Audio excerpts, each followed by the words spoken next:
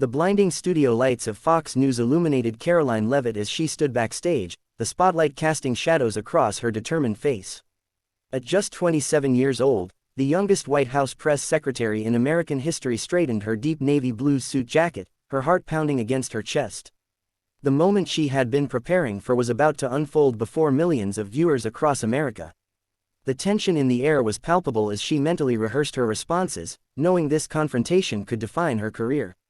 Just minutes earlier, Hollywood icon Robert Dairo had strode confidently onto the Hannity stage, his presence commanding immediate attention from the politically divided audience. With his trademark intensity, the same that had earned him 2 Academy Awards and countless nominations, Dairo launched into a blistering attack that sent shockwaves through the studio. "Donald Trump represents the single greatest threat to American democracy we've ever witnessed," Dairo declared, his distinctive New York accent slicing through the tension-filled air. His words were met with a mix of cheers and boos, reflecting the deep political divide in the room. Dairo didn't just stand his ground, he seemed to feed off the division, his voice rising as he continued his tirade. And Karoline Leavitt, she's nothing but his Gen Z puppet, regurgitating whatever lines he feeds her without understanding the damage she's helping to inflict on this country. The audience erupted into chaos, half applauding thunderously while the other half exploded in furious boos. Dairo's smirk suggested he relished the controversy, confident in his ability to dominate the debate. If you're just tuning into this incredible political showdown, hit that subscribe button right now and drop a comment letting us know where you're watching from, Hannity interjected, capitalizing on the drama. Dairo, unfazed, paced the stage with the swagger of a man who had dominated screens for over 5 decades. "You think I'm exaggerating?" he challenged, his voice dripping with condescension. "I've portrayed conmen, mobsters, and criminals my entire career. I know a fraud when I see one." The actor's gaze swept across the audience before locking onto the camera, as if speaking directly to millions of Americans at home. "She's only 27 years old," Dairo continued, his voice dropping to a whisper. "What has she actually accomplished besides running damage control for Trump's constant disasters?" He then referenced the signal leak scandal, accusing Levit of either incompetence or deliberate sabotage. The liberal section of the audience cheered, while conservatives bristled at the attack. Hannity attempted to regain control, mentioning Levit would soon join the debate. "Perfect," Dairo interrupted, his confidence unshaken. "I want to hear her explain how she justifies working for a man I've publicly condemned as dangerous to democracy." He recounted standing outside Trump's courthouse trial, calling him unfit to lead. Now he's back in power with this inexperienced young woman as his spokesperson. "It's not just disappointing, it's disgraceful." His words were met with another wave of applause and jeers. Dairo's voice softened momentarily, taking on a mocking tone as he referenced Levit's Catholic faith. "She claims to be deeply devoted, prays daily, that's her business.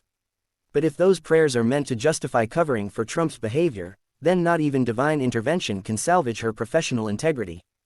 The jab drew gasps and laughter, further polarizing the audience. Dairo then turned toward the wings, his voice rising again.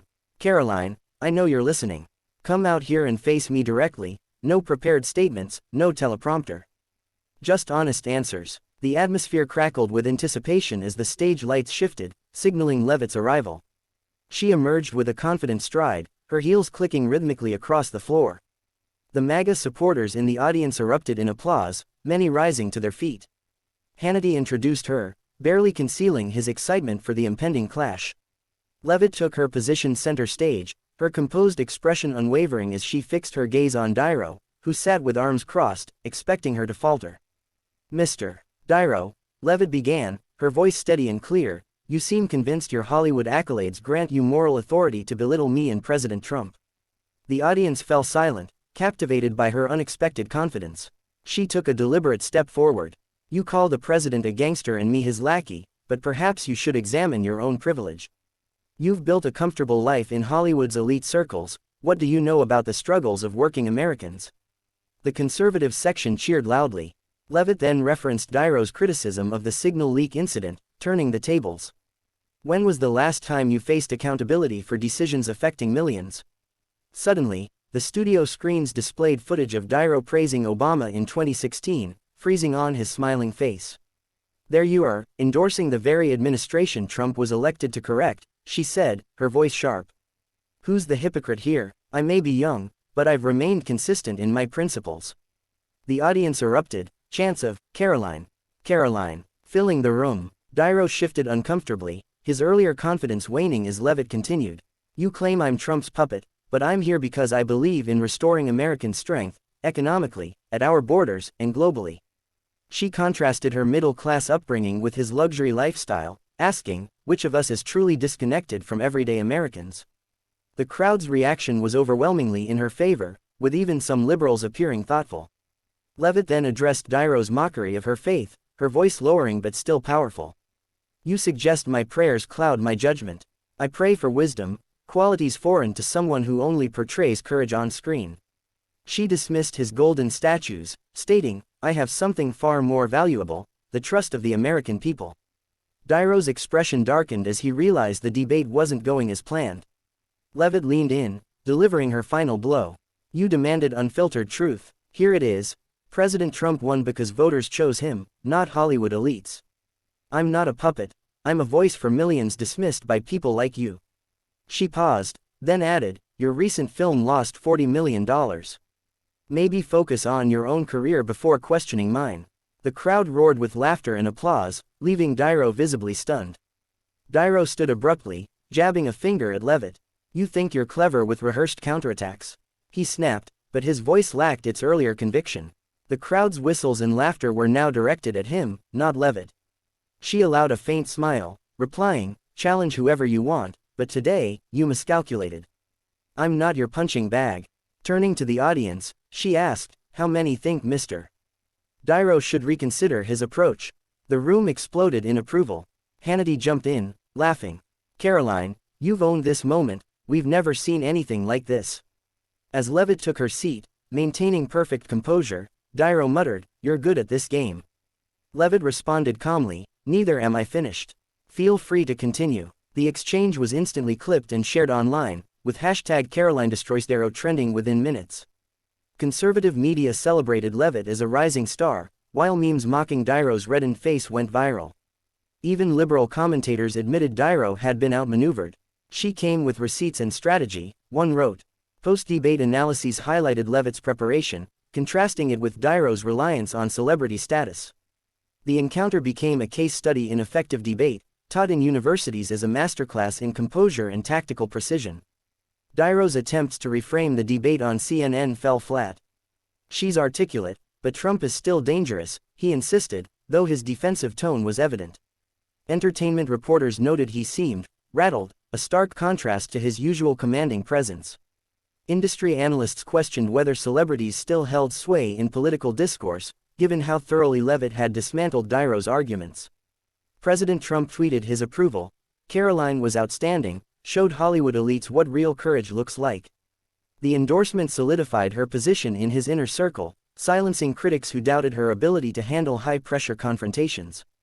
Conservative strategists hailed her as the future of political communication, while Democrats privately acknowledged the effectiveness of her approach.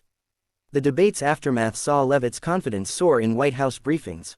When pressed on tough questions, she quipped, after facing Dairo, these seem straightforward.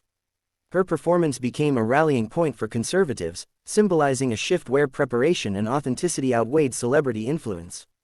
Political strategists from both parties dissected the encounter. Dairo underestimated her, a Democratic consultant admitted.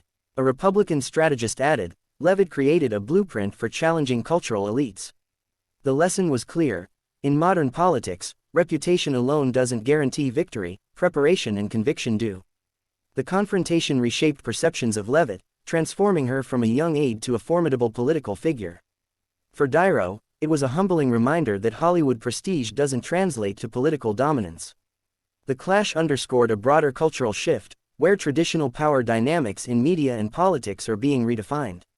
In universities, professors highlighted Levit's tactics, anticipating arguments, using visual evidence, and maintaining composure. These are debate fundamentals, one explained, executed flawlessly. The encounter's impact extended beyond politics, influencing how public figures approach high-stakes disagreements. Levit's rise mirrored a larger trend of young conservatives embracing direct, unfiltered communication.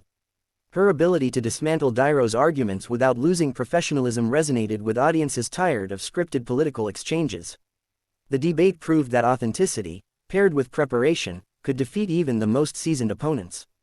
Dairo's post-debate struggles highlighted the risks celebrities face when entering political arenas unprepared. His reliance on talking points, contrasted with Levitt's factual rebuttals, exposed a gap between performative rhetoric and substantive debate. The encounter served as a cautionary tale for other stars considering political commentary. The viral nature of the debate demonstrated the power of social media in shaping political narratives. Clips of Levitt's takedowns spread rapidly, amplifying her message while overshadowing Dairo's criticisms. In an era where virality often dictates public perception, Levitt's performance was a textbook example of leveraging media dynamics effectively. The debate's long-term implications were significant. Levitt's success emboldened other young conservatives to challenge established figures, while Dairo's misstep forced celebrities to reconsider their role in political discourse. The encounter marked a turning point, where traditional hierarchies of influence were upended by a new generation of communicators. For Levitt, the confrontation was a career-defining moment, proving her ability to thrive under pressure. For Dairo, it was a stark reminder that cultural relevance doesn't equate to political acumen. The debate's legacy was clear: in the battle for public opinion, preparation and authenticity will always triumph over prestige and bluster. The encounter's resonance extended beyond partisan lines, with even neutral observers praising Levitt's debate skills. She didn't just defend Trump, she exposed Dairo's contradictions, one analyst noted. The debate became a reference point for discussions on media, politics, and the evolving nature of public discourse. As the dust settled, Levitt emerged as a symbol of a new era in political communication, one where merit and preparation outweighed traditional markers of authority. Dairo's stumble underscored the dangers of underestimating opponents, regardless of age or experience. The clash was a microcosm of broader societal shifts, where old power structures are being challenged by a new generation. The debate's aftermath solidified Levitt's place as a conservative icon and a master of political combat. For Dairo, it was a humbling lesson in the limits of celebrity. The encounter's enduring lesson was clear: in the arena of public debate, authenticity and preparation will always prevail over reputation and theatrics. Thanks for watching. Hit subscribe for more analysis on political showdowns.